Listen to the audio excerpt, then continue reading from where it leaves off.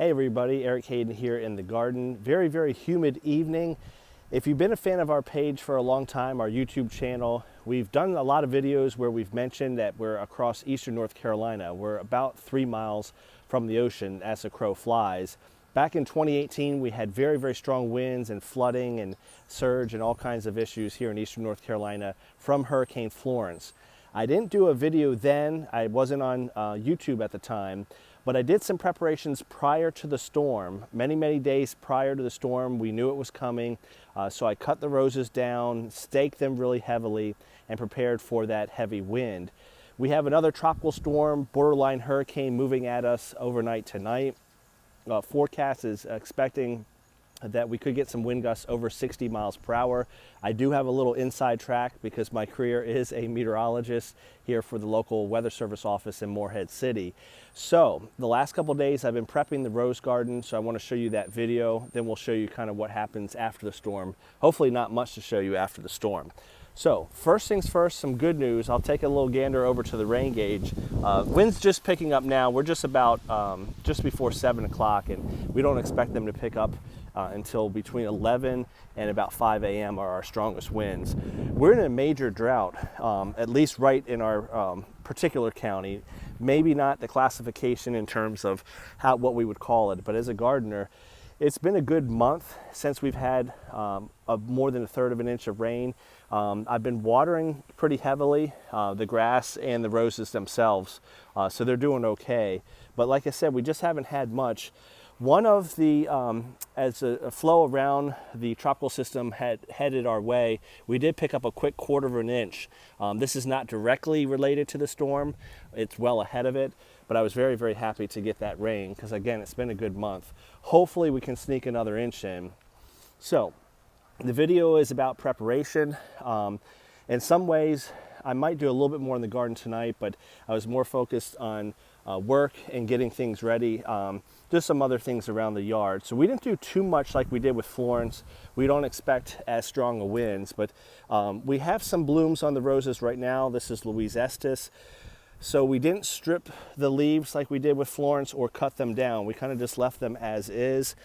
This is a nice one. It's Let Freedom Ring. My wife helped yesterday and did some deadheading, so I don't have as many blooms on the roses, and that will be good. More leaves, more roses kind of act like a sail, and it catches the wind and they'll blow around. You can see some of them are quite tall. I'm about 6 feet tall, and if I don't trip over the drip irrigation, this is approaching 8.5 feet tall. This is Hot Princess. Most of the roses are already staked. This is conduit pipe. I've shown it in past videos. This is not just for the hurricane itself or the tropical storm, whatever we get. It's this root stock that we use is Fortuniana. It's very easily can be disrupted because the graft is actually above the ground. I'll show you here in a second what I'm talking about. So these should be staked from the beginning. So most of my roses are staked because of that. In addition, we get a lot of tropical threats being by the coast itself. In addition, since we're 3 miles from the ocean, it's just windy here quite often. So what do? We stake pretty much every rose because of our frequency of storms. So that certainly helped. With us not getting as strong of a winds as we expected a couple years ago with Florence or even Dorian, I'm letting things be. If I was overly concerned and had time, I may trim these down a little bit. The taller the rose, the more rocking action you can get back and forth with wind. But I kind of ran out of time, and again, I'm not overly concerned. It is what it is. If I lose a couple canes, I lose a couple canes. That's Let Freedom Ring. So you can cut them down, make sure they're staked. In an extreme situation, like we had with Florence, I'll cut them down and strip some of the leaves so it doesn't act as much like a sail. One update in the garden, and you can kind of see the difference in terms of grafts. Most of these roses are on Fortuniana, so the graft union, bud union is above the ground, so it's more susceptible to falling over and breaking. That's why they're staked. The roses that are not staked are these two, as an example, Maverick on the right and Cajun Moon on the left. These are the Steve Singer maiden roses that we planted and potted up back in March. They just went into the ground.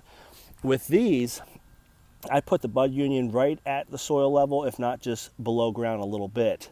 The reason you don't plant Fortuniana above ground is one of the best properties of Fortuniana is the resistance to nematodes. If you plant the graft below ground, you're losing that potentially if it goes back to own root. Since I don't have any advantage with multiflora, I plant the graft near or below the surface. Some folks up north do that for winter protection, but I do it because it anchors the rows much, much better. You've got some canes below the ground that can anchor it in instead of having the graft above it.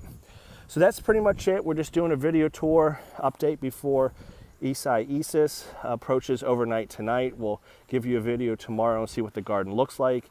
At the very least, I hope we get some rain out of it so that those rose bushes get some natural water, because again, we've had to do a lot of heavy watering before. We covered how most of our roses are staked, and that's because of the rootstock that we use, Fortuniana. Very, very susceptible to blowing over.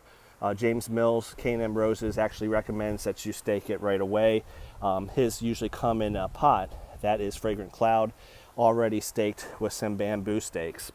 So we'll take a tour to wrap things up. This is Folklore here. I just showed you Fragrant Cloud. So very, very nice blooms, especially for summertime. Talked about this the other day. Mr. Caleb, Fred Wright Rose, quite nice. This is Silver Cream, John Smith Rose, hybridizer of Randy Scott, probably one of his most famous ones next to Sunny Sundays. This smaller bush here is Ring of Fire. This is on Fortuniana, and it was in a pot, a 2-gallon pot when it arrived in the spring. We potted it up into a 5-gallon and let it get some legs under it. Cajun Moon here. On the left is Marilyn Monroe. Again, I can do some deadheading, but after working some long days, sometimes you just let it go, and that will be in this department. Double Delight. I think this tallest one still, I mean, Hot Princess has given it a run. It's this Yolande Aragon. It is an old garden rose. Close behind it, though, is that Mr. Lincoln. So that's it. I'll show you one other last thing we did do. The climbing rose, we did make sure we reinforced some of the longer canes. So some of these were kind of falling down anyway. And again, we're quite breezy here. We frequently get tropical systems. We frequently are breezy. We can be 15 to 20 most evenings. It's just a windy location, being 3 miles from the ocean.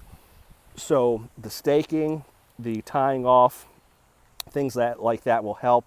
And if you have a rootstock like Dr. Huey or Multiflora, and you're not, getting the benefit of being resistant to nematodes like you are with Fortuniana, just plant the graft a little bit below ground, and that will also aid in your prevention of wind issues, or hope to.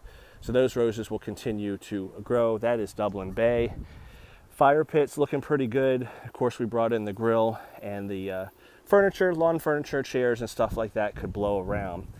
So hopefully the next video update after the storm tonight is going to be pretty brief period of wind. Hopefully everything's looking good and we don't have any toppled over roses. We did have quite a few with Florence, despite the best efforts, and some of the issues with the roses didn't show up until the following spring. They had been toppled over and still looked okay, but they, down the line, eventually ended up dying. One last one, Marlin's Day. This is one that fell over. I've shown this before in Florence. So the graft is actually crooked. I did not restake it. I just let it go. I don't know if you can see the angle here, but it's actually pointing out toward the camera.